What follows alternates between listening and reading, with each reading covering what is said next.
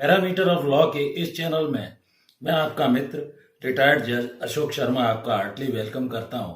आज मैं civil procedure code 1908 में कैसे कमीशन पार्टीज के लिए स्पॉट देखने के लिए या किसी भी कोर्ट जारी कैसे कर सकता है, इस सारी प्रक्रिया को इस वीडियो में बताने जा रहा हूं। वीडियो इंपॉर्टेंट है, शुरू से अंत तक देखें। ये कॉम्पिटिटिव एग्जाम जो बच्चे दे रहे हैं उनके लिए भी अत्यंत उपयोगी है तथा एडवोकेट्स के लिए भी उपयोगी है, और जो लीगल फ्रेटर्निटीज जुड़े हुए लोग हैं उन सभी के तथा देश के आम नागरिकों के लिए भी महत्वपूर्ण। कमिश्नर क्या होता है, कमीशन कब अपॉइंट किया जाता है, सारी बातें इस वीडियो में मैं बताऊंगा। तो ऑर्डर 26 सीपीसी का तथा कुछ सेक्शंस हैं 75 से लेकर 78 तक, 75, 76, 77, 78 सीपीसी के, जो कमीशन जारी करने के, कमिश्नर अपॉइंट करने के कोर्ट को पावर कैसे होते हैं इस बारे में बताते हैं। तो इसमें कोर्ट की कमीशन कैसे जारी होती है, कब कोर्ट जारी कर सकता है। Power of court to issue the commission discretionary power है, या तो वो कोर्ट सोमोटो भी कर सकता है, स्वयं कोर्ट को ऐसा लगता है कि इस मामले में कमिश्नर जारी करके, कमीशन जारी करके सही रिपोर्ट मंगाई जा सकती है, तो वो स्वयं भी, या पार्टीज के आवेदन पर पार्टी आवेदन लगाती है कि साहब बीमार है, यहाँ आ नहीं सकता है, उसको खतरा है गवाह को, या कोई ऐसा खास कारण बताते हैं, तो ऐसी स्थिति में न्यायालय यदि संतुष्ट हो जाता है तो कमिश्नर को अपॉइंट कर सकता है।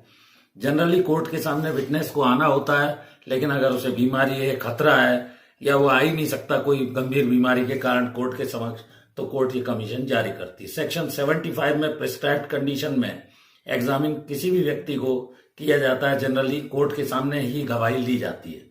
लेकिन अगर ऐसा लगता है कि वो आ नहीं सकता है और कोर्ट को ऐसा प्रतीत होता है सो मोटो या किसी के आवेदन पर पार्टीज के कि तो वो कमीशन जारी कर सकती है। या कोई प्रॉपर्टी खराब हो रही है, ऑर्डर 26 रूल 10C में दिया गया है, कोर्ट छोटे मोटे मटेरियल एक्ट के लिए, किसी अदर पर्पस के लिए भी कोर्ट को अगर ऐसा लगता है तो कमीशन जारी करके और कमिश्नर की रिपोर्ट मंगा सकती है। उसमें दोनों पक्षों को, चाहे वो प्लेंटिफ के वकील हों चाहे डिफेंडेंट के वकील हों, प्रिस्क्राइब्ड फीस भी कोर्ट तय कर सकता है, कमिश्नर को कितनी फीस किस पक्षकार के द्वारा दे होगी। कोर्ट में वो फीस जमा हो जाती है और दोनों पक्षों को इसकी नोटिस कमिश्नर के द्वारा दी जाती है। कोर्ट के ब्याह पे वो स्पॉट पे जाते हैं, वहां पूरी कार्यवाही संपादित करते हैं। तो ये काफी इंपॉर्टेंट प्रक्रिया है। और 26 रूल 1 to 8 में कमीशन टू एग्जामिन विटनेसेस, जो भी उस मामले से संबंधित गवाह हैं उनका यदि वो आ नहीं सक रहे हैं बीमारी के कारण, कोई अन्य कारण से, जैसा मैंने अभी आपको बताया, तो वो कमिश्नर मौके पर जाकर उनके कथन ले सकता है और कोर्ट के आदेश से ही लेता है। कोर्ट में इशू दी कमीशन किसी भी पर्सन को इंटेरोगेटरीज के लिए या अदरवाइज एनी पर्सन को local limits of the court of jurisdiction में जो है वो इस तरह का कमीशन सिविल केसेस में जारी किया जाता है। कोर्ट में व्यक्ति नहीं आ पा रहा है, बीमार है इन्फर्मिटी के कारण, या वाकई में वो बीमार है, रजिस्टर्ड मेडिकल एक्सपर्ट का कोई सर्टिफिकेट आ गया है और वो एग्जामिनेशन अगर कोर्ट को लगता है तो वो उसके माध्यम से कमिश्नर अपॉइंट करके स्पॉट पे कमिश्नर की फीस कोर्ट तय कर देती है, उसका नाम लिख देती है प्रोसीडिंग में। ये रीजंस लिखने होंगे कोर्ट को, जस्टिस में किसी का कथन लिया जाना आवश्यक है। ये प्रोविजन सीपीसी में 1999 में इंसर्ट किया गया है। इंटेरोगेटरीज या अदर पर्पस के लिए कोर्ट की तारीख के पहले पब्लिक सर्वेंट है तो इस तरह का कमीशन जारी करके उस व्यक्ति का कथन लिया जा सकता है, लेकिन इसके कारण कोर्ट को अपनी प्रोसीडिंग में लिखने होंगे। रिजाइडिंग आउटसाइड इंडिया है, अगर भारत के बाहर है, कोर्ट सेटिस्फाई है कि उसकी एविडेंस नेसेसरी है, तो लेटर ऑफ रिक्वेस्ट भी कोर्ट जारी कर सकती है उस व्यक्ति के लिए। सोमोटो जैसा मैंने बताया, या पार्टीज के आवेदन पर, तो जो व्यक्ति ऐसा आवेदन लगाता है, कोर्ट को लगता है, तो उसकी फीस, आने जाने का खर्चा जो भी है वो कोर्ट तय कर देती है और उसको जमा करा लेती है, फिर उस कमिश्नर को दिला दी जाती है। कोर्ट लोकल लिमिट्स के अंदर ड्यूली अपनी इस कार्यवाही को एग्जीक्यूट कराता है। डिपोजिशन आदि जैसे कोर्ट में होता है उसी तरह कमिश्नर वहां मौके पर बयान लेगा, क्रॉस लेगा, जो भी कुछ है सूट के रिकॉर्ड का पार्ट होगा वो कमिश्नर की रिपोर्ट कमिश्नर के रूप में जो उसने ली है।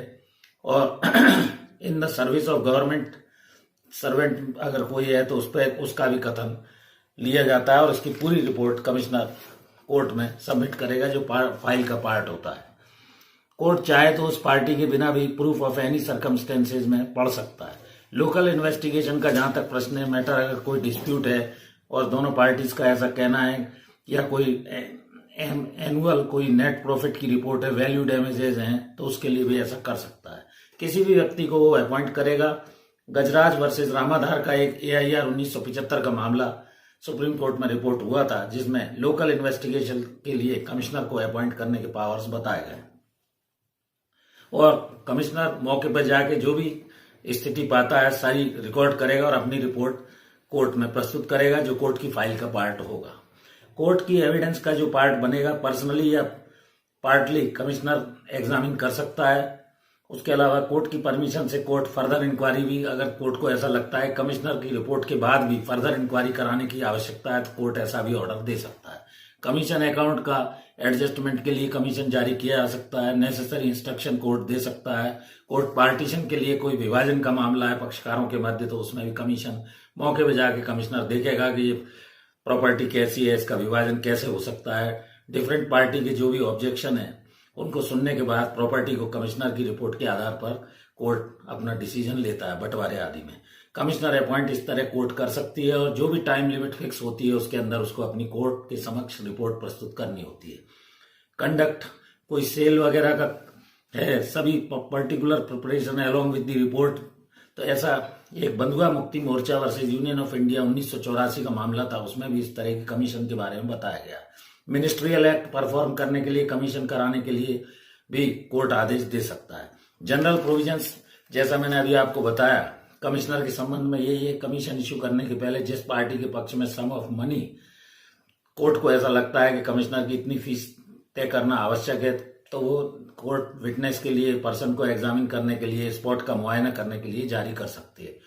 कमिश्नर के जो पावर्स हैं वो पार्टी के, विटनेस के, इनके बयान ले सकता है, कोई भी डॉक्यूमेंट प्रोड्यूस करा सकता है और कोर्ट की परमिशन से वो लैंड और बिल्डिंग में सर्च भी कर सकता है जाके। इसके अलावा वो एक्स पार्टी, अगर कोई पार्टी नोटिस देने के बाद भी वहां उपस्थित नहीं होती है तो उसके विरुद्ध एक पक्षी कार्यवाही न्यायालय की भांति कर सकता है। कमिश्नर को पावर्स केवल इसलिए डेलीगेट किए जाते हैं, जुडिशियल फंक्शन केवल वो कोर्ट के बिहाफ पे करता है और कोर्ट की वो हेल्प उस पूरे मामले में न्याय दान में कमिश्नर अपनी रिपोर्ट देकर सहयोग करता है।